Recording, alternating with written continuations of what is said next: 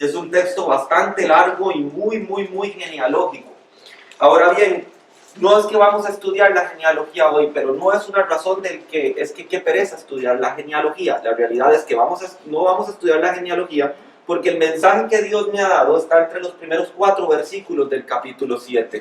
Pero eso no quiere decir que la genealogía carezca de valor bíblico. Es tan inspirada por el Espíritu de Dios como lo es Juan 3:16. Lo que pasa es que quizás desde la perspectiva teológica no tenga tanta importancia como lo es el plan de salvación expresado en Juan 3:16, pero eso no quiere decir que carezca de valor. Y el Espíritu Santo la ha inspirado, pero no vamos a tocar la genealogía hoy. Quiero que leamos desde el capítulo 7, del versículo 1 al versículo 4. Dice la Escritura: luego que el muro fue edificado y colocadas las puertas, y fueron señalados porteros y cantores y levitas, mandé a mi hermano Anani y Ananías, jefe de la fortaleza de Jerusalén, porque este era varón de verdad y temeroso de Dios más que muchos. Y les dije: no se abran las puertas de Jerusalén hasta que caliente el sol, ni aunque haya gente allí, cerrad las puertas y atrancadlas. Y señalé guardas de los moradores de Jerusalén, cada cual en su turno, y cada uno delante de su casa, porque la ciudad era espaciosa y grande, pero poco pueblo dentro de ella, y no había casas reedificadas. Una forma sencilla y superficial de entender los primeros 4 versículos del capítulo 7 de Nehemías es darnos cuenta que se están seleccionando personas para que ayuden a resguardar la ciudad.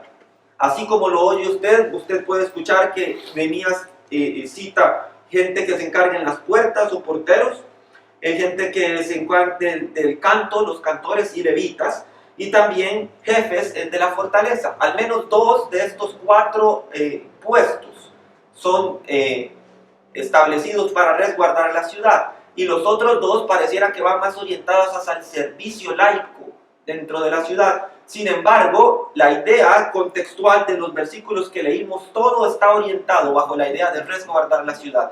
Así como lo oye, tanto los cantores como los levitas tenían una responsabilidad dentro del resguardar la ciudad. Ahora bien, esa aplicación no es tanto física o literal como espiritual. Y entonces por eso vamos a estudiar qué son los porteros, qué son los cantores, qué son los levitas y quiénes son los jefes de la fortaleza desde un entorno espiritual. Y ahora bien, en los últimos estudios habíamos abarcado el tema de los enemigos de Nehemías y del pueblo de Israel y cómo venían una y otra vez contra los planes que Nehemías tenía de reedificar la ciudad y de reedificar los muros, y aplicamos esto de una manera o un entorno dentro de guerra espiritual. Establecimos que guerra espiritual no es únicamente echar fuera demonios, aunque no deja de serlo. Pero guerra espiritual se establece claramente desde el día en que usted decide seguir a Cristo. El enemigo presenta oposición y a partir de ahí empieza toda la correcta teología de lo que es guerra espiritual. Toda la oposición, todas las tentaciones, todas las pruebas y las dificultades establecidas como un principio de que somos enemigos de este mundo. Entonces, bien, eso nos introduce al tema del día de hoy, después de establecer todas las características, todos los principios bíblicos y doctrinales de lo que es guerra espiritual. Nos presenta otro principio espiritual que es de resguardar la seguridad de los muros y las puertas ya edificadas, como un proceso o como una situación permanente, no bajar la guardia nunca. Entonces, ese es el tema del día de hoy, y para poder desarrollarlo encontramos 3 principios bíblicos relacionados al cuidado de la obra de Dios en el ministerio y en nuestras vidas cristianas bajo la designación de siervos establecidos para el cuidado de la ciudad. Entonces, lo primero que vemos acá es el señalamiento de porteros, cantores y levitas. Volvemos al versículo 1 y dice: luego que el muro fue edificado. Lo primero que tenemos que preguntarnos es ¿luego de qué? Y entonces establecemos que la situación de resguardar la ciudad se estableció inmediatamente después de que el muro fue edificado. Esto lo encontramos en el capítulo 6 de Nehemías, en el versículo 15, donde dice: fue terminado pues el muro el 25 del mes de Elul en 52 días. Entonces nos establece un momento histórico y cronológico correcto de cuándo inicia el proceso de resguardar los muros reedificados y la ciudad que esos muros establecen. Entonces la Biblia no es arbitraria, es decir, bueno, en algún momento específico, en alguna situación, se le ocurrió a Nehemías establecer personas encargadas de la seguridad, sino nos está diciendo, terminado el proceso del muro. Recuerde que el proceso de seguridad que se ha dado antes de esto es para resguardar la obra de edificación del muro, que es muy distinto a lo que ahora se está dando, que es proteger ya no el muro, porque el muro está edificado, sino lo que está dentro del muro. Entonces, a partir de aquí empieza ya un proceso a proteger lo que contiene y lo que está dentro del muro, o sea, del muro hacia adentro. Ya la obra está terminada, ya se han levantado los muros, las puertas han sido cerradas con la representación espiritual de lo que eso era, y que lo estudiamos en su momento. Pero aquí nos dice, inmediatamente después de que se terminó el muro, se estableció el principio de vigilar la ciudad. Y para ello se establecen porteros, cantores y levitas. Ahora bien, los porteros fueron los primeros en ser mencionados. Un portero no es sencillamente, o en el contexto cultural de lo que se ve acá, no es sencillamente alguien que abre la puerta y cierra la puerta para que alguien entre o salga. Es un vigilante de la puerta. Él sabe exactamente quién está dentro y quién está afuera, y sabe exactamente qué entra y qué sale de la ciudad. Eso es un portero. Eran personas encargadas de abrir y cerrar las puertas también a la hora indicada. Ahora también vamos a estudiar un poco de cuál era su hora, porque el versículo 3 se torna un poco misterioso respecto a eso. Pero nos está diciendo, son personas que están ahí en cada puerta. Recuerde que no es solo una puerta, son varias puertas. Por eso utiliza un término plural, porteros. Hay que establecer varias personas que se encarguen del cuidado de las puertas de la ciudad,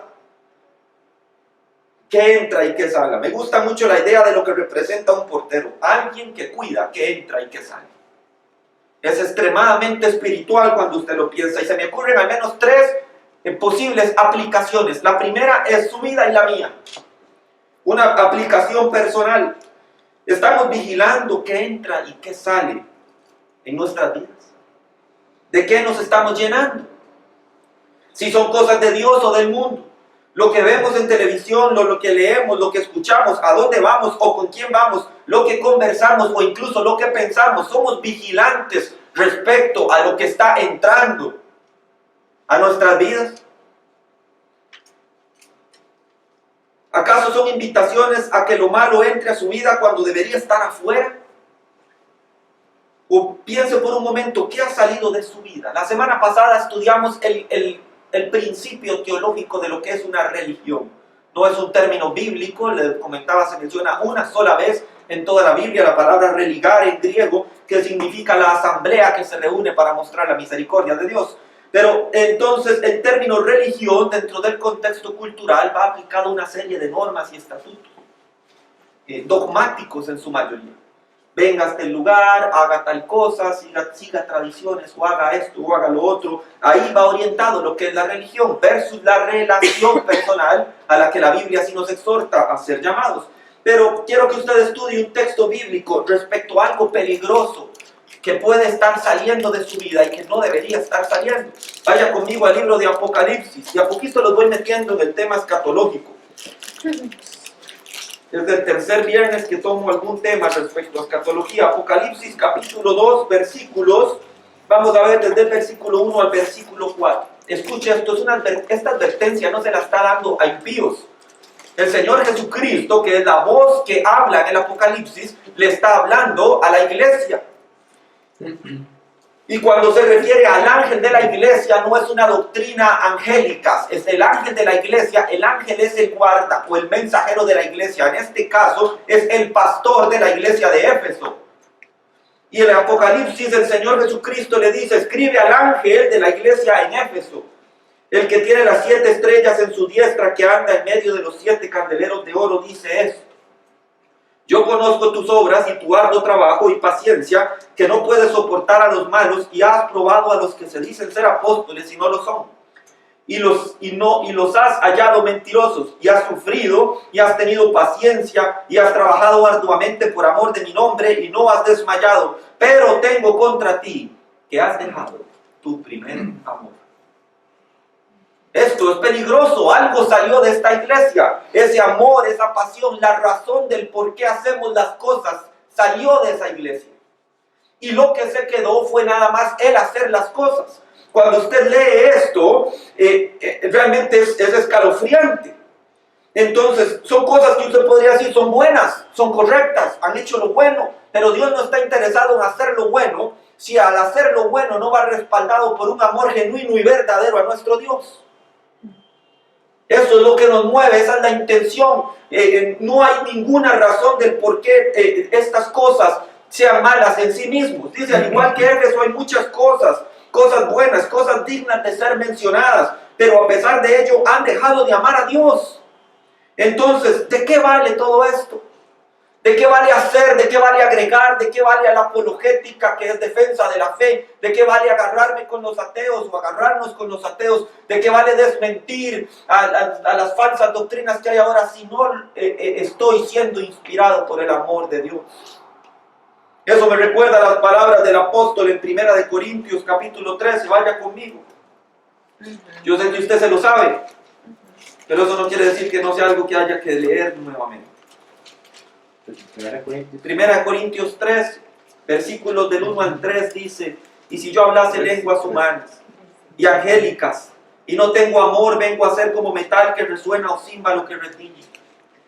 Y si tuviese profecía y entendiese todos los misterios y toda ciencia, y si tuviese toda la fe de tal manera que trasladase los montes, y no tengo amor, nada soy.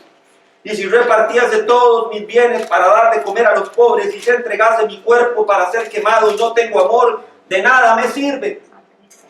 Entonces, lo que ha sucedido en Éfeso es alarmante. Ellos tienen obras, saben hacer obras, son extremadamente buenos en hacer obras, pero de su iglesia se ha ido el primer amor. Entonces, un verdadero portero es todo cristiano que vigila, que entra a su vida y que sale de su vida. Has perdido el primer amor, has perdido la pasión, has perdido el deseo de buscar al Señor en intimidad. Es una situación peligrosa porque reemplaza el amor por la religión. Lo que sustenta por algo vacío. Es cambiar una verdadera comida por un chicle. Algo que parece que hace, pero no tiene capacidad de sustentar. También pienso en la familia. Cuando pienso en los porteros, pienso en la familia. ¿Qué está entrando y qué está saliendo en nuestras casas, en nuestras familias? Aquellos que son padres bien saben la responsabilidad que Dios les ha dado de cuidar que entra y que sale. Y creo que aquí se ejemplifica de una forma más clara la idea de los que son los porteros. No creo que ninguno de los que son padres aquí, nosotros, mi esposa y yo no somos padres aún, más entendemos, porque fuimos hijos, la responsabilidad que todo padre tiene de velar que entra y que sale de su casa. Y sabemos que ninguno de los que está acá se toma esa situación a la ligera. Nadie le abre la puerta de su casa al asesino, al violador y al ladrón. Cuando los ve venir, los cierra. Eso es lo que haría un portero. Cuando ve la maldad que está en el mundo, cuando ve la situación, la influencia que está en el mundo, cierra sus puertas y las atranca para que eso no entre a su casa, para que esa influencia no entre en su familia, para que no empiecen a pensar en cosas que no tienen que pensar. Guarda a su familia. Recuerdo cuando todavía vivía con mis padres, mi papá tenía un ritual todas las noches antes de dormirse. Revisaba todas las puertas que estuvieran cerradas, revisaba todos los aparatos eléctricos que estuvieran apagados, se fijaba por la ventana si había alguien afuera o algún vehículo parqueado extraño. ¿Por qué? Porque estaba interesado no en lo que está afuera, sino en resguardar lo que está adentro. Eso es lo que hace un portero. No está interesado en lo que hay afuera solo por curiosidad, está interesado en resguardar lo que está adentro porque conoce la maldad que hay afuera. Entonces, un portero que cuida de su familia, un portero que cuida verdaderamente lo que entra y lo que sale de su familia, es la primera persona que está de rodillas por su familia. Son los principales que están interesados en la vida espiritual de sus hijos o hijas, la salvación de sus hijos y sus hijas. ¿Qué está entrando y qué está saliendo de sus vidas? El mismo principio, ya no como un vigía personal, sino un vigía del grupo de núcleo familiar que Dios le ha entregado como autoridad espiritual sobre su casa.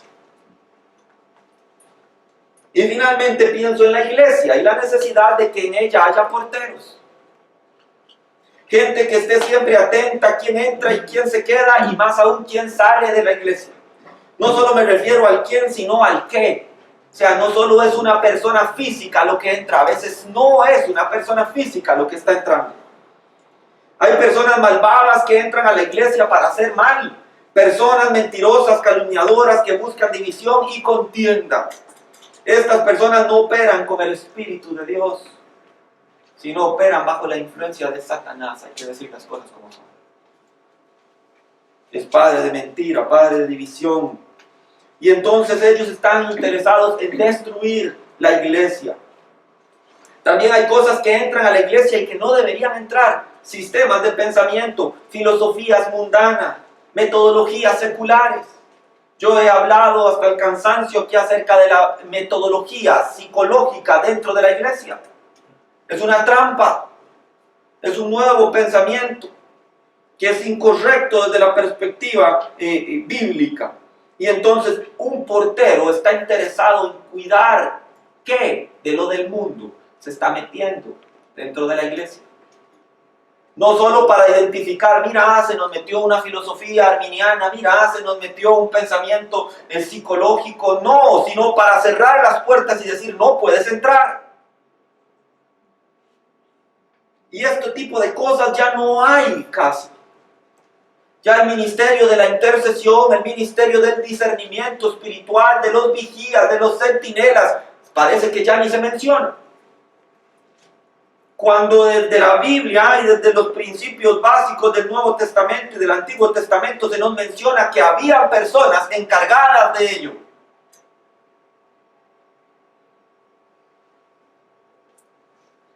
Hay personas también cuando tenemos que prestar atención, no solo qué entra, sino también qué sale, o quién sale. Hay muchísimas personas que viven su vida cristiana resentidas, porque no han encontrado en ninguna iglesia de las que les he escuchado hablar el amor y la misericordia. Entonces hay personas que vienen a una iglesia y se van y nadie nunca se dio cuenta si entraron o si se fueron. Era una banca más ocupada. Y eso está mal. Hay personas que tienen que estar atentas a ello. Yo quiero quedar muy enfático en que es responsabilidad del pastor. Cuando una persona viene a la iglesia, el saludarla, el presentarla, el que esas personas se encarguen, pero y también de darle seguimiento si no viene 1 o 2 semanas, preguntar a alguien, mira qué pasó con fulanito. Esas son parte de las responsabilidades pastorales, pero no exclusivas del pastor. Todo creyente es responsable de hacer sentir amado, de hacer sentir incluido, de hacer sentir bien a la persona que se sienta a la par. De saludarla con respeto, de bendecirla en el nombre de Jesús, de preguntarle de dónde viene, que si se ha sentido a gusto, que qué le pareció la reunión. Cada persona que es miembro de alguna congregación debe tener la responsabilidad de hacer sentir a esa persona parte del grupo, no un elemento más que si viene o va da lo mismo. Entonces no es solo lo que entra, sino también debemos estar vigilando si alguien se va, ¿por qué te fuiste?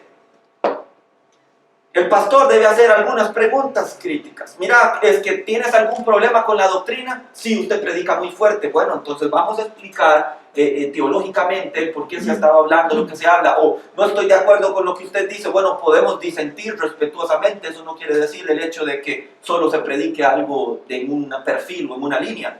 Pero cuando esas son preguntas que son de carácter teológico, que implica el púlpito y la predicación, son preguntas que el pastor debe atender. Pero el hecho de que una persona venga y sea literalmente como un fantasma, que nadie sepa si vino o si se fue, es lo que está adoliendo a la iglesia hoy en día. La falta de porteros.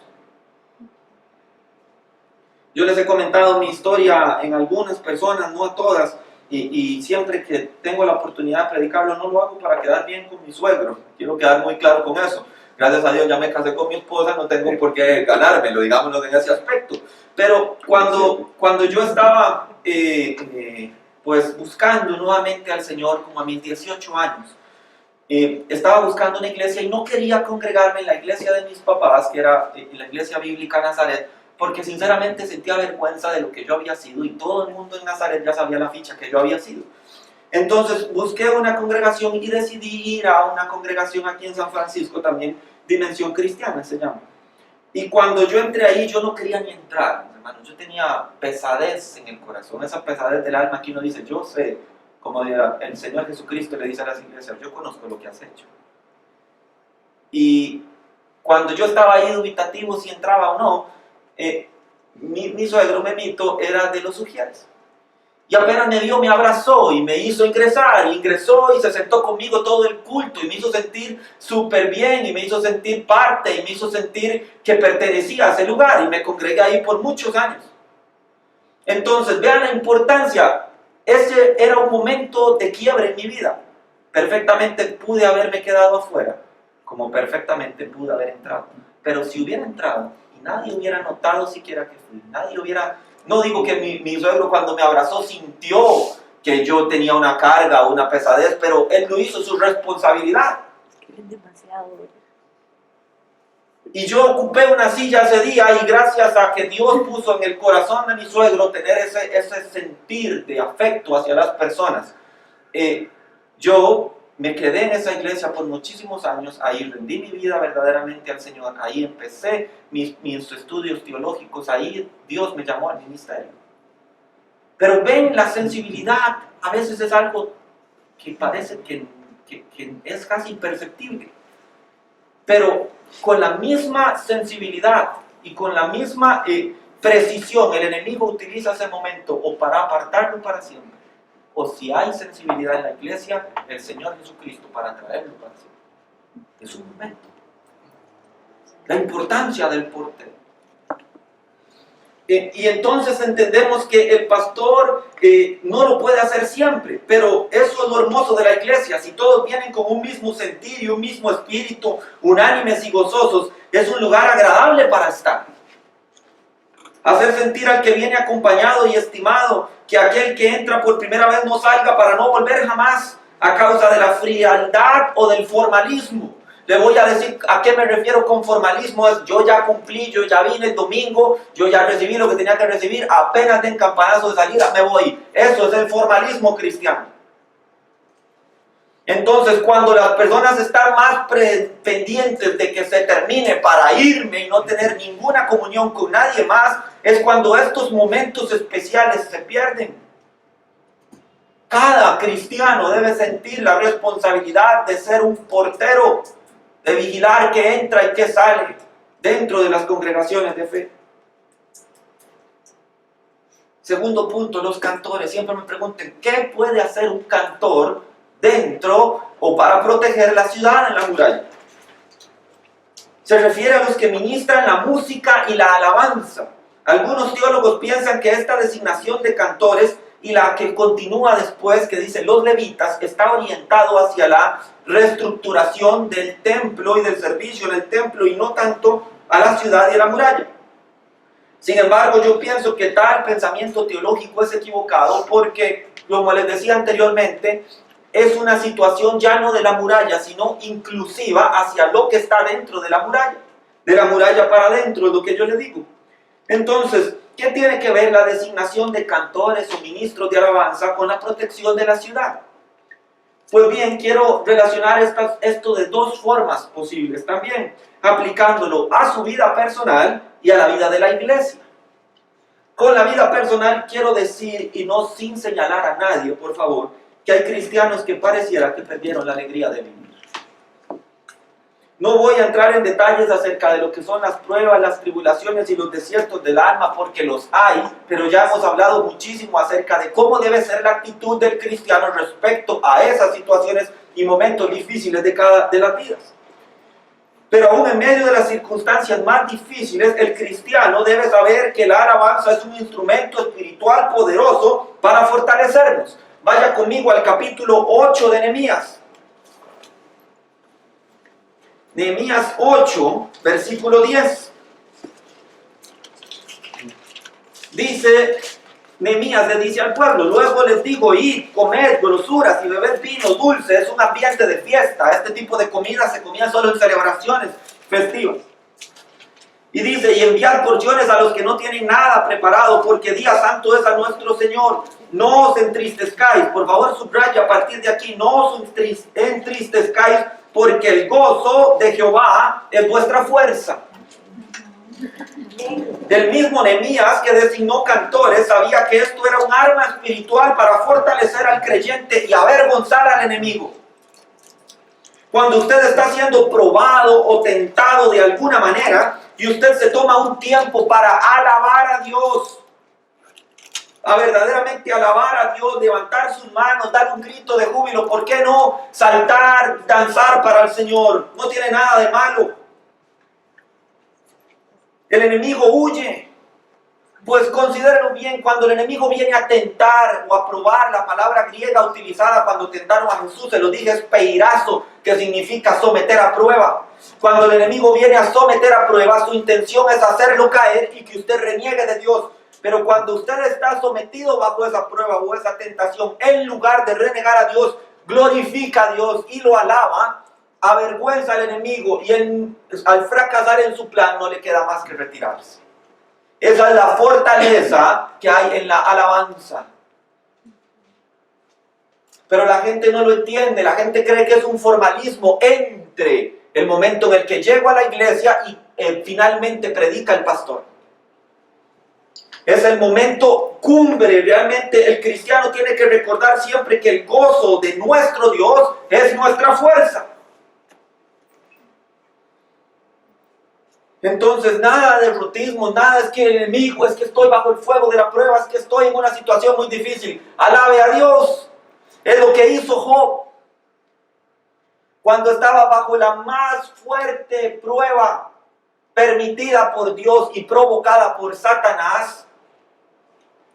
Alabó a Dios y más enfurecía a Satanás porque decía, era la trampa perfecta, ¿cómo no cayó?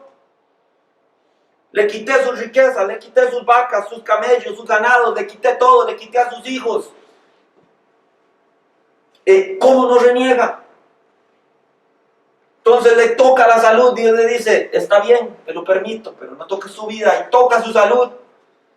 Y entonces viene Armando Alducin, dice, yo me pregunto que Dios le quitó a los hijos, le quitó la casa, le quitó la salud, le quitó a todo y le dejó a esa esposa que le dijo, todavía retienes tu dignidad, maldice a Dios y muérete. Y después él dice como la más fatua, esta es una palabra dura en el hebreo, dice como la más estúpida has hablado. Hemos de recibir de Dios lo bueno y no también lo malo. Y entonces glorifica, alaba a Dios. Y el enemigo no tiene ya nada más que quitarle. Ya solo cuestión de tiempo entre que Job resista y que Dios se glorifique. Es la parte más dura del libro.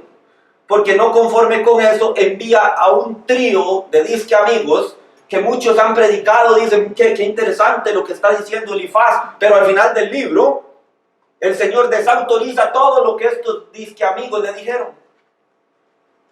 Entonces es una trampa y parece muy razonable, parece muy correcto, pero Job se mantiene firme y dice, yo sé de mi integridad y de mi justicia.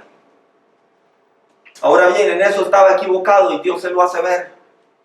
Mas eso no quiere decir que haya sido por causa de injusticia acreditable a Job que esto le ha sobrevenido, sino sobre la soberanía y la voluntad de Dios para cada cosa. Y aquí hay sabiduría de Dios cuando uno dice, cuando alabamos a Dios en medio de las pruebas, cosas grandes y poderosas suceden en el mundo espiritual. Amén. Satanás estaba ya delante de Dios y Dios le dice, ¿de dónde vienes? Y le dice, de rondar la tierra y de todo lo que en ella hay. Satanás anda viendo, anda buscando y cuando hay algo que acusar, va y nos acusa. Mas, si en medio de la situación el cristiano se mantiene firme y entiende que en la alabanza hay un instrumento que le da fortaleza, esto se convierte en una situación de defensa de la obra de Dios hacia adentro. ¿Me doy a entender? Y ahora quiero ver esto aplicado a la iglesia. Hace mucho sentido cuando hablamos de la iglesia, pues hoy en día es como si las iglesias ignoraran lo que dice el Salmo 22, versículo 3. Tú que habitas entre las alabanzas de Israel. Lo que está diciendo es, Dios habita en medio de las alabanzas del pueblo escogido. Hoy nosotros, incluidos en la promesa, por el pacto de Dios hecho con su Hijo Jesucristo para beneficio de la humanidad, el pacto de la gracia. Entonces fuimos incluidos en medio de la alabanza de la iglesia. El Señor está. En las iglesias debemos estar siempre alegres y gozosos. ¿Cómo no estarlo, mis hermanos? Somos salvos. Amén. Yo a veces me pregunto, vienen las personas y se les ven unas caras tan largas, no aquí todos son verdaderamente buenos cristianos, pero hay lugares donde uno va y dice, ¿qué tiene el rostro? ¿Qué ha pasado por su vida? O la vida le ha pasado por encima, que esta persona no muestra el gozo y la alegría de la salvación. La alabanza es algo que el cristiano debe practicar siempre, levantar las manos, palmear, alzar su voz, glorificar a Dios, danzar. Abunda la vergüenza hoy en día para eso, pero para situaciones de pecado no hay vergüenza. ¿Cómo es eso posible? Yo me pregunto, hay una persona que peca y hace las peores cosas sin el más mínimo asomo de vergüenza, mas danzar delante de Dios le provoca pena. Y uno dice, ve cómo el mundo ha invertido las cosas cuando se predica acerca, por ejemplo, de la intolerancia respecto a la conducta sexual inapropiada de algunas personas en la iglesia. Las personas lo tuercen y dicen, en vez de tomar y exhortarse a sí mismo acerca de lo que se le está diciendo por medio de la palabra, dice, es que usted me está juzgando. De alguna forma, el acusado logró tornar el asunto en contra de la otra persona. Eso está sucediendo hoy en día. Cómo se vuelcan las cosas, como dice la Escritura, a lo malo llaman bueno y a lo bueno llaman malo. Se torció el principio y los valores y la moralidad que la Biblia nos está diciendo. Y por eso vengo y retomo el punto. Nos da vergüenza alabar a Dios como Él se lo merece, pero no da vergüenza a algunos su conducta impropia delante de Dios. Y vean, quiero compartir con ustedes varios pasajes de la Biblia respecto a la alabanza, porque yo creo que es importante. Dios quiere que el pueblo y su pueblo le alabe. Y no se refiere solo a una actitud de corazón, si yo le alabo, pero en lo interno. La Biblia es muy clara que Él quiere alegría en medio de su pueblo. Vaya al Salmo 31. Vamos a leer Biblia hoy. Salmo 34, versículo 1, dice, bendeciré a Jehová en todo tiempo, su alabanza estará de continuo en mi boca. Vaya ahora al Salmo 149, y solo voy a nombrar algunos ejemplos porque hay muchísimos. Si usted quiere saber cómo Dios quiere que le alabe su pueblo, léase los 150 salmos. Pero el Salmo 149, desde el versículo 1 al versículo 5, escuche la hermosura, dice, cantad a Jehová cántico nuevo, su alabanza sea en la congregación de los santos. Alégrense Israel de su hacedor. Los hijos de Sión se gocen en su rey, alaben su nombre con danza, con pandero y arpa, y a él canten. ¿Usted cree que esto es nada más una musiquita de fondo ahí? Esto es una fiesta para Dios. Porque Jehová tiene contentamiento en su pueblo, hermoseará a los humildes con la salvación, regocíjense los santos por su gloria y canten aún sobre sus camas. ¿Se da cuenta el contexto de fiesta que hay aquí en el Salmo? Amén. El pueblo está alegre, el pueblo está alabando, el pueblo quiere alabar a Dios, se alegra en la presencia de Dios. Y si usted ha dejado de ver eso, se ha dado cuenta, a eso ha querido denigrar el enemigo, el cristianismo. A un cristianismo frío, un cristianismo que perdió la alegría, que perdió el gozo. Y vea todo el Salmo 150. Alabad a Dios en su santuario, alabadle en la magnificencia de su firmamento, alabadle por sus proezas, alabadle conforme a la muchedumbre de su grandeza, alabadle al son de bocina, alabadle con salterio y arpa, alabadle con pandero y danza, alabadle con cuerdas y flautas, alabadle con címbalos resonantes, alabadle con címbalos de júbilo. Todo lo que respira, alabe al Yah. ¿Se da cuenta lo que la Biblia nos está diciendo? Nos llamaban panderetas, pero ya no usamos ni la pandereta. Yo me pregunto qué era peor. Ahora me doy cuenta, antes uno decía, ay no, ahí vienen los panderetas, ahora dice, ¿dónde están? ¿Dónde se fue la alegría del pueblo de Dios? La Biblia nos enseña que debemos regocijarnos en la alabanza. Note que los textos que leímos todos son salmos. ¿Usted sabía que el salmo son canciones? Cuando uno lo estudia en teología tienen rima, tienen connotaciones musicales. Son escritos que Dios estableció en su palabra para que su pueblo se acerque y le alabe. Antes, a los ministros de alabanza y adoración se les llamaba salmistas. Ahora después se les llamó ministros de alabanza y oración. Ahora se les llama cantantes. Yo ya no sé y de verdad siento temor de preguntar cuál va a ser el siguiente nivel. Y entonces yo veo a la gente en la iglesia y dice, es que muchos ponen por pretexto, es que no es mi estilo. Yo me regocijo al interior, pero no lo expreso exteriormente. Alabar a Dios es algo serio, no una charanga. Vean, le estoy diciendo textos puntuales que he recopilado de las personas. Pues usted, no, eso no es de Dios. Y yo digo, ¿de dónde sacan que no es de Dios? Vean, ustedes bien saben, yo estudié en un seminario pentecostal y soy pentecostal porque la Biblia dice que toda la iglesia se fundó de Pentecostés a nuestros días. Mas no voy de acuerdo con muchas de las doctrinas pentecostales, principalmente respecto a bautismo en el Espíritu Santo, manifestación expresa de lenguas, se los he dicho, existen las lenguas, pero no como muchos de los pentecostales dicen que operan. Entonces, yo soy pentecostal por lo que sé teológicamente y por revelación que Dios ha dado a mi vida lo que significa ser pentecostal. Pero pentecostal también implica una forma de alabanza a Dios alegre. De verdad alegre, mis hermanos. Y entonces uno va a cada lugar y ahora ha cambiado mucho, los ritmos son distintos, bajan las luces y lo ponen como un momento más romántico. Hay que alabar a Dios con alegría, es una fiesta de celebración a Jehová. Todo lo que respira alabe a Jehová, dice el Salmo. Entonces, la Biblia nos muestra que la alabanza es una expresión de alegría, que aquellos que aman a Dios y que se alegran ante su presencia, es la razón de los cantores, que el pueblo entienda la hermosura que hay en alabar a Dios. ¿Se dan cuenta? No hay ni una coma colocada erróneamente en la palabra de Dios. Ni una sola coma. Volvemos al texto de Nehemías. Segundo punto. Hombres y mujeres fieles. Hombres y mujeres fieles. Dice el versículo 2. Mandé a mi hermano Anani y Ananías, jefe de la fortaleza de Jerusalén, porque este era varón de verdad y temeroso de Dios más que muchos. Uno dice, solo me está dando un dato.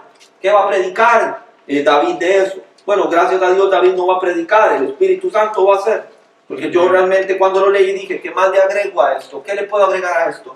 Entendí una cosa. ¿Saben? Durante mucho tiempo yo pensé que una persona fiel era una persona que era constante. Y yo creía, ser fiel es ser constante. Pero después de meditar mucho en esto, me di cuenta que estaba en un gravísimo error.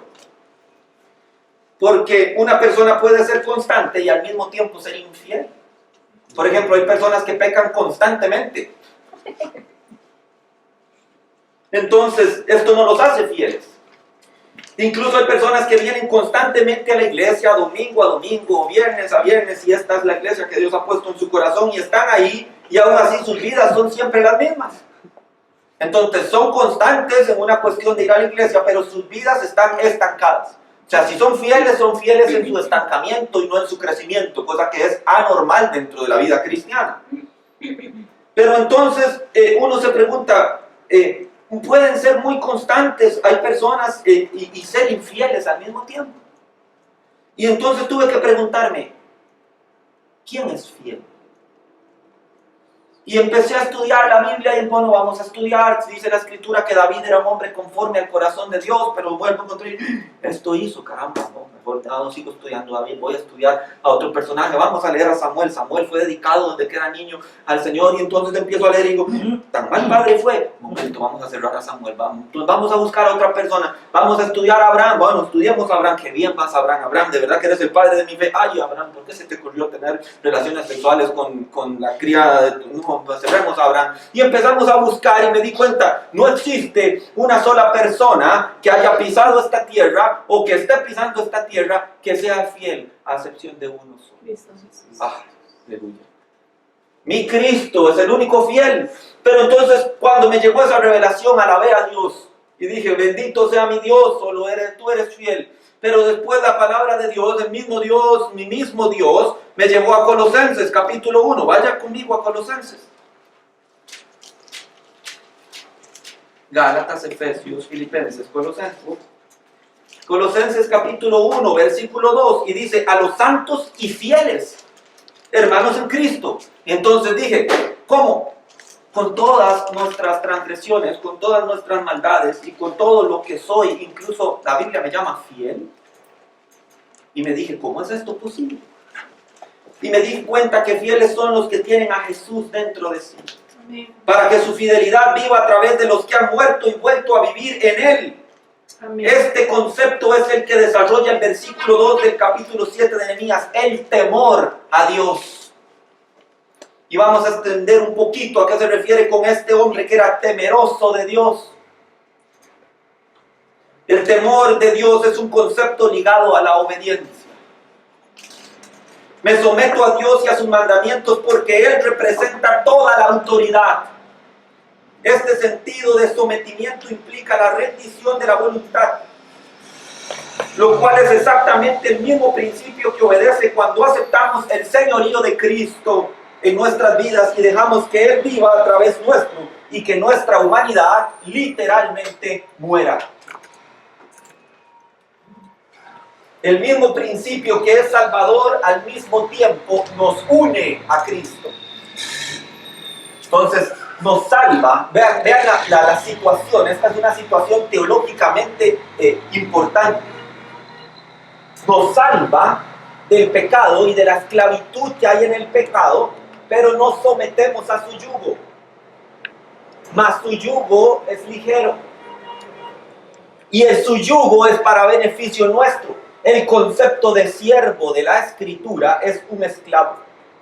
Entonces soy esclavo de Cristo, mas es bajo el término de la ley que dice esclavo por amor. Fui liberado, fue redimido, pero me di cuenta que estoy mejor con mi Señor que sin Él. Entonces yo mismo vengo y le digo, porque te amo, porque me eres beneficioso, porque sin estar contigo no soy nada, quiero volverme a someter a tu yugo. Eso es lo que es el cristianismo. Fui liberado del pecado y Él me dice, puedes escoger otra vez. Eres libre. Mi sangre fue derramada. Se ha pagado el precio. Y entonces cuando uno considera y dice, este fue mi esclavizador, y vuelvo a ver el pecado y Satanás, y digo, y este es el que podría ser mi nuevo Señor. Y entonces todo cristiano dice, me someto a tu señorío. Quiero someterme a ti, quiero someterme a tu yugo, sé que va a ser para mi beneficio. Ese es el concepto hebreo y correcto de lo que es temor a Jehová. El sometimiento dentro del contexto hebreo a los mandamientos y estatutos y preceptos establecidos por Dios en la ley. Es una esclavitud con libertad. Es una esclavitud con libertad. Más, en el contexto del Nuevo Testamento, es someternos a la voluntad absoluta de Cristo. Eso se llama señorío. Y entonces este aspecto teológico, todos aquellos que son hallados fieles son los que se han rendido y sometido su vida al Señor. Este es el testimonio más grande que tiene todo cristiano. Le pertenecemos a Cristo.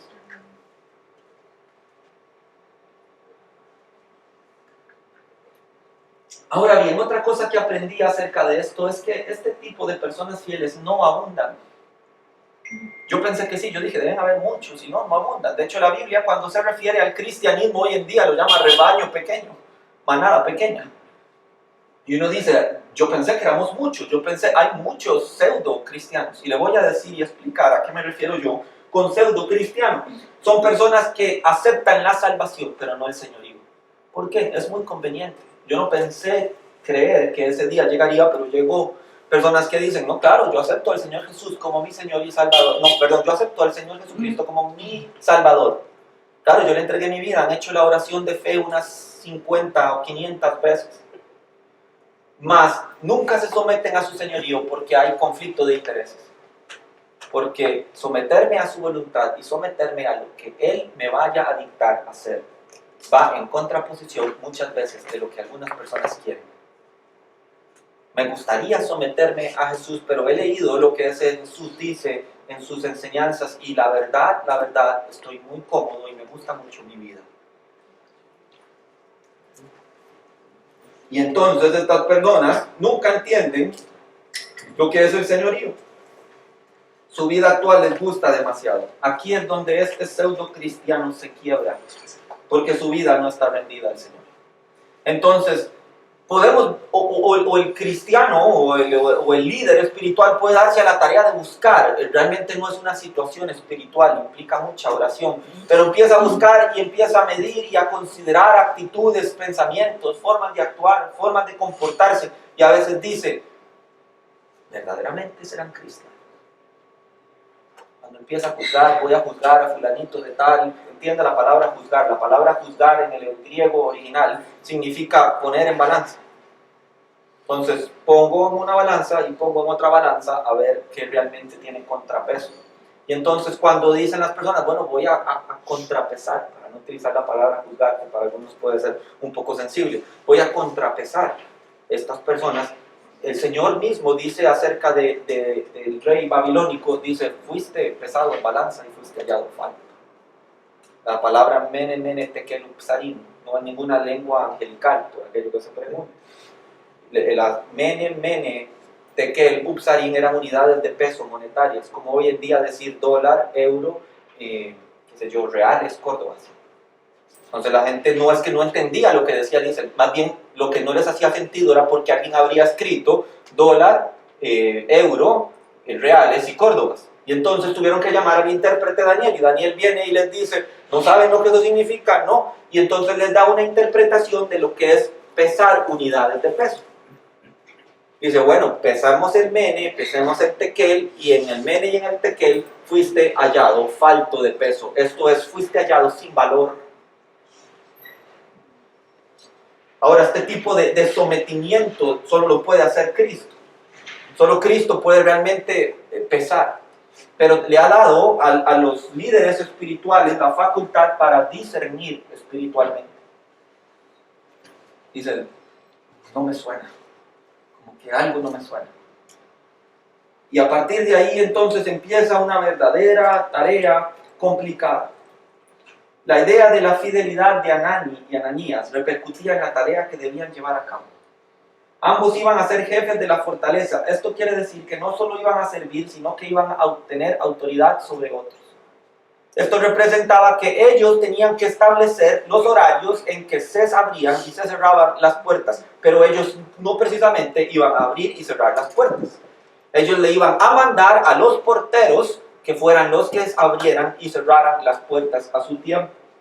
Entonces, es claro que es una autoridad espiritual que debe cumplir con ciertos requisitos para servir a Dios, ya que no es un asunto de servicio meramente, sino de llamado. Aquí ya no estamos hablando del servicio laico que puede tener alguna persona dentro de la iglesia, por ejemplo, cómo acomodar las sillas, cómo ayudar a limpiar después de la reunión, cómo ayudar a presentar las diapositivas, ayudarnos con el audio. Ese servicio lo se conoce como laico o laos, que viene de pueblo, o sea, algo que podría realizar cualquier persona. Y no me refiero que es cualquier tarea, porque alguien tiene que hacerla, sin menospreciar ninguna tarea. Quiere decir que eso lo puede realizar cualquier persona que dentro de su corazón quiera servir al Señor dentro de la iglesia. Pero esto ya obedece a una situación de llamado. Mira que literalmente Nehemías, que lo hemos dicho varias y reiteradas veces, Nehemías es un tipo de Cristo, o tipifica a Cristo, es el que señala y el que le da, digamos, le dice, tú me vas a ayudar con esto. Es el principio teológico de llamado, es Cristo el que llama, y lo vamos a estudiar un poquito más adelante. Pero entonces cuando hablamos de llamado, y usted analiza la doctrina bíblica alrededor del llamado, los requisitos que debe tener una autoridad espiritual, se va a dar cuenta que esta posición demanda mucho del siervo. Implica una gran responsabilidad. Vaya a Tito, el hermoso libro de Tito. Tito, capítulo 1, versículos del 5 al 9. Vean, requisitos de ancianos y obispos. Por esta causa te dejé en Creta para que corrigieses lo deficiente y establecieses ancianos en cada ciudad, así como yo te mandé. El que fuere irreprensible, marido de una sola mujer y tenga hijos creyentes, que no estén acusados de disolución y de rebeldía, porque es necesario que el obispo sea irreprensible, como administrador de Dios, no soberbio, no iracundo, no dado al vino, no pendenciero, no codicioso de ganancias deshonestas, sino hospedador, amante de lo bueno, sobrio, justo, santo, dueño de sí mismo, retenedor de la palabra fiel, tal como ha sido enseñada, para que también pueda exhortar con sana enseñanza y convencer a los que contradicen. Ahora vaya a 2 Timoteo, está ahí a la par. 2 Timoteo, capítulo 2, versículo 2.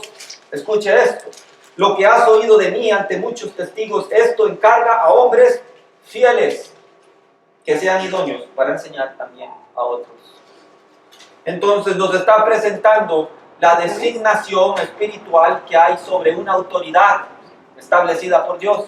Que no puede ser un neófito, no puede ser una persona tomada ahí al azar. Tiene que haber una persona de testimonio probado y de compromiso genuino.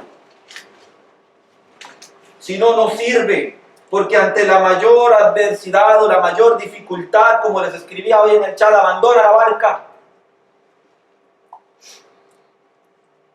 Recuerda tu compromiso.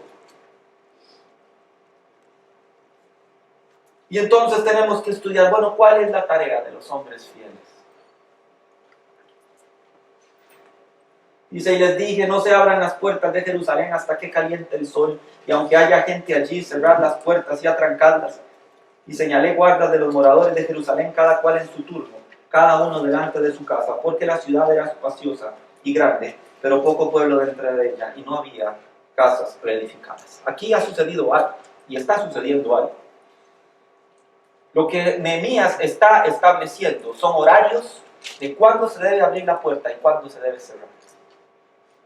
Lo que le está diciendo a la gente es, ustedes son los responsables de que estas puertas no se abran hasta que caliente el sol. La costumbre antigua de las ciudades amuralladas era abrir las puertas antes del amanecer y cerrarlas al anochecer.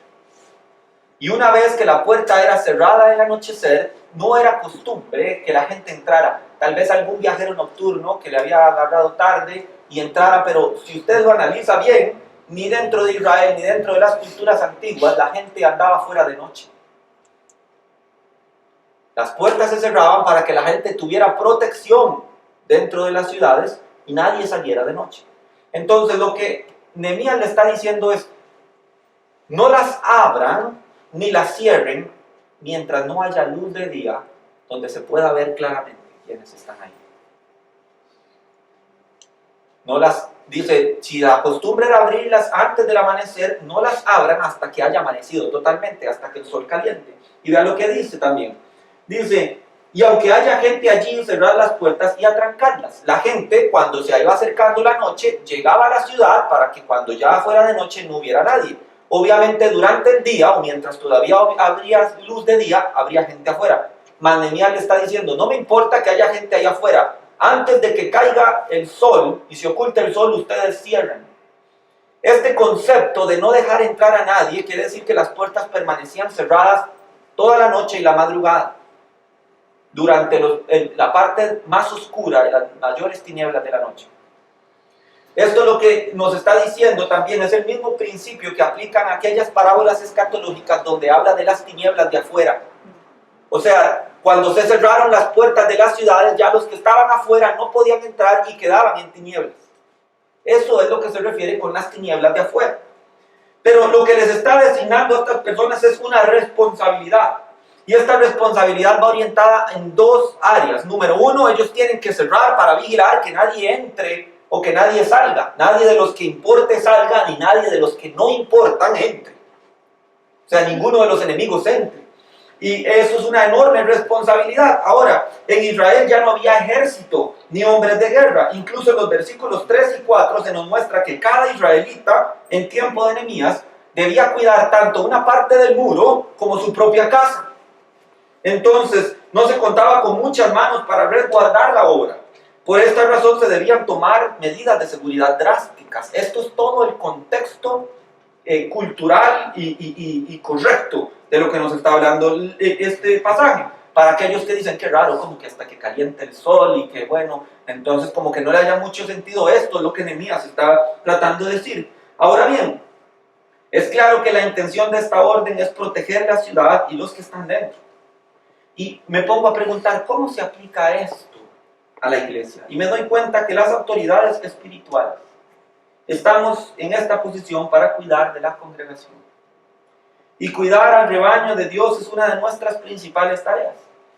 Y la principal, no es la única, pero la principal forma en que un pastor cuida de su rebaño es con la predicación de sana doctrina. Es la principal arma que se le está dando a la iglesia para que tengan los elementos para poder defender su vida espiritual. Entonces, quiero que usted entienda, lo principal que debe tener un pastor es la capacidad de enseñar y predicar la sana doctrina. La función más importante de un pastor por la congregación que Dios ha puesto es el cuidado de alimentarla. Las personas necesitan alimento espiritual. Esa es una verdad y una realidad bíblica. Hay teólogos que dicen sin alimento no hay crecimiento. Eso es falso. Sin alimento no hay vida. Sencillamente no hay vida. Deje usted de comer y va a ver qué le pasa. Deje usted de alimentarse espiritualmente y le voy a decir qué pasa. Se muere. La comida natural es al cuerpo como la palabra de Dios es al espíritu.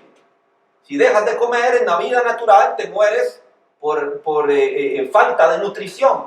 Y si dejas de comer el alimento espiritual, te mueres espiritualmente por falta de alimento espiritual. Entonces no se trata del crecimiento, que es una cuestión de vida. Así es como un pastor cuida la vida de sus ovejas. Coman buena palabra. Amén. El creyente es llamado a crecer y a no estar estancado. Se lo decía anteriormente. Yo me asombro de ver congregaciones con personas de muchos años de convertidos y de escuchar el evangelio y que no conocen nada acerca de doctrina. Todo es empírico, todo es de oídas. Nunca fueron desafiados a crecer y escuchar temas que desafían su manera de pensar.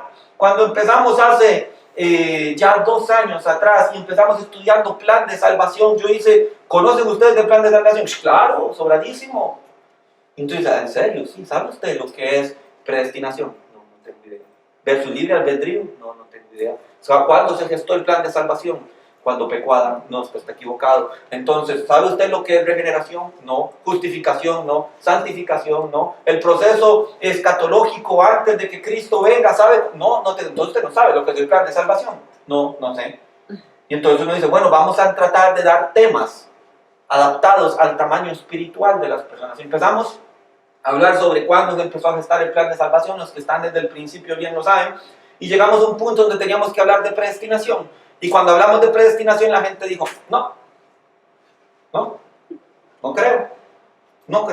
Y entonces se convirtió en una batalla de mente para muchos, el entender que la predestinación existe y es bíblica. Y entonces me di cuenta, no todos tienen el tamaño espiritual para escuchar estas verdades. Algunos se están atragantando con ellas. Y esto me doy cuenta que muchas de personas hoy en día, en muchos lugares, son perezosos para estudiar la palabra. cuando la predicación y la enseñanza en las iglesias son de calidad y de profundidad, la congregación crece, el liderazgo es fuerte y los efectos en el reino son poderosos. Vamos a aprender hoy lo que es dar de comer a la congregación desde la perspectiva de Cristo. Juan, Evangelio de Juan, capítulo 21. Hermosísimo texto. Versículo 15 dice: apacienta mis ovejas. Y dice la escritura, vamos a leer desde el versículo 15 hasta el versículo 17. Juan 21, 15 al 17. Cuando hubieron comido, Jesús dijo a Simón Pedro: Simón, hijo de Jonás, ¿me amas más que estos? Le respondió: sí, Señor, tú sabes que te amo. Él le dijo: apacienta mis corderos. Volvió a decirle la segunda vez: Simón, hijo de Jonás, ¿me amas? Pedro le respondió: sí, Señor, tú sabes que te amo. Le dijo: pastorea mis ovejas. Le dijo la tercera vez: Simón, hijo de Jonás, ¿me amas? Pedro se entristeció de que le dijese la tercera vez: ¿me amas? Y le respondió: Señor, tú lo sabes todo, tú sabes que te amo. Jesús le dijo: apacienta mis ovejas. ¿Ok? 3 preguntas puntuales, 3 desafíos de Cristo a Pedro. Hay teólogos que tratan de aplicar de una manera muy romántica este texto, a decir: Pedro le negó 3 veces. Cristo le confronta 3 veces acerca de su amor. Porque recuerda cuando Cristo le anuncia la negación de Pedro, Pedro está diciendo: Señor, yo te seguiré hasta la misma muerte. Y entonces él le dijo: antes de que el gallo cante 2, pues me vas a haber negado 3. Entonces la gente dice: parece que teológicamente es correcto que utilizara 3 preguntas para sanar su alma y decirle: pensaste que estabas descalificado para el ministerio, ahora yo te digo que no estás descalificado. Y yo no tengo problema con ese tipo de interpretación, pero creo que es más profunda de lo que nos han dicho comúnmente. Creo que no va orientado tanto al restablecer el amor de Pedro para con el Señor y para con la obra, sino de la necesidad de que ame al Señor Jesús verdaderamente por encima de todas las cosas para llevar a cabo la obra que le va a invitar que haga. Entonces, ¿de verdad me amas? Sí, Señor, te amo, has dado la respuesta correcta. Entonces, porque me amas a mí más que todo, entonces te digo: apacienta mis corderos. Y entonces así empieza a establecer una serie de situaciones verdaderamente importantes. La primera ordenanza que Dios le da a Pedro es: apacienta mis corderos. ¿Qué es apacentar? ¿Y quiénes representan los corderos? El término apacentar es del griego boshke, que significa alimentar. La figura es la de un pastor que lleva a los rebaños a pastos suaves y aguas de reposo para que descansen y se alimenten. El Señor no le está diciendo a Pedro: sé pastor, sino toma el lugar del pastor, porque las ovejas son mías. Él dice: mis corderos, mis ovejas. Entonces no le está diciendo: ahora tú eres el pastor, me vas a suplantar. No, tú no eres el pastor, yo sigo siendo el pastor, mas tú harás lo que yo te diga que haga. Entonces, posteriormente usa el término griego arnia, que significa cordero. El cordero es una oveja pequeña que aún depende de los cuidados de la madre. Con esto el Señor le dice a Pedro literalmente: alimenta a los nuevos creyentes. Quiero que alimentes a los nuevos creyentes. Los nuevos creyentes se alimentan de leche espiritual, que representan los rudimentos básicos de la fe en los cuales deben ser edificados para su fortalecimiento. Más adelante vemos cómo esta ordenanza del Señor caló fuertemente en Pedro, que años después, cuando escribe su epístola en Primera de Pedro, capítulo 2, versículo 2, dice: desead como niños recién nacidos. Mire, niños recién nacidos, recién naciditos en el Evangelio, la leche espiritual no adulterada, para que por ella crezcáis para salvación. Pedro tiene presente esta ordenanza que Cristo le está dando: me amas, sí te amo, alimenta a mis nuevos creyentes, a los pequeñitos, dale de comer. ¿Y qué les vas a dar? No les vas a atragantar con un bistec espiritual, no les vas a poner encima la grosura espiritual, le vas a poner leche, porque se van a atragantar si les das otra cosa. Leche tiene que ser. El libro de Hebreos en el capítulo 5, versículo 13 nos dice: y todo aquel que participa de la leche es inexperto en la palabra de justicia, porque es niño. Entonces nos está estableciendo claramente una función pastoral correcta, es alimentar de sana doctrina a los nuevos creyentes. Y ahí juzgarás quién es el buen pastor. Cristo lo hizo. La segunda ordenanza de Jesús a Pedro es pastorea mis ovejas. El término utilizado es poimane, que muestra la figura de un pastor con su vara y callado que dirige, guíe y corrige a sus ovejas. Cristo le está mostrando a Pedro que si los corderos son fielmente alimentados, crecerán y se convertirán en ovejas que requieren de liderazgo, dirección y aliento. Necesitarán ser corregidos y encaminados. Para eso es la vara y el callado. Ya estás crecidito, ya sabes lo que es la oración, ya sabes lo que es el estudio de la palabra, ya has leído y estudiado sistemáticamente el libro de Romanos, sabes lo que es justificación por fe por medio de la gracia, ya sabes los rudimentos, sabes tu condición de caído, sabes la obra de la gracia de Cristo. Entonces, a partir de ahora, empiezas a estudiar temas y palabra de otro nivel. Y entonces, cuando esa situación y esas personas tienen cierto crecimiento espiritual, más todavía en madurez, es necesario la corrección. La vara es para el golpe, el callado es para volver a caminar. Y esta es la figura poimane. Es utilizada con su equivalente en el hebreo en el Salmo 23 para decir tu vara y tu callado me infundirán aliento. La palabra aliento es hálito. En el hebreo es abel. Dice, me infundirás abel para que yo viva. Un buen pastor hace eso por sus ovejas. Las guías, no, estás mal, estás equivocado, esto es lo que hay que hacer, por eso tienes que caminar, no, tus opiniones son muy duras, no, tu forma de pensar todavía necesita ser moldeada, se hace con amor, se hace con cariño, se hace con paciencia. Finalmente, la tercera ordenanza de Cristo, y cierro con esto, es apacienta mis ovejas. Las ovejas adultas también necesitan ser alimentadas. Y este alimento debe ser diferente al de los corderos. Las ovejas requieren alimento sólido. Espiritualmente hablando, las ovejas requieren de doctrina y de profundidad bíblica. Hebreos 5:14, pero el alimento sólido es para los que han alcanzado madurez, para los que por el uso tienen los sentidos ejercitados en el discernimiento del bien y del mal. Nos está mostrando la Biblia. El principal ministerio que debe tener todo pastor para con la congregación que Dios le ha confiado.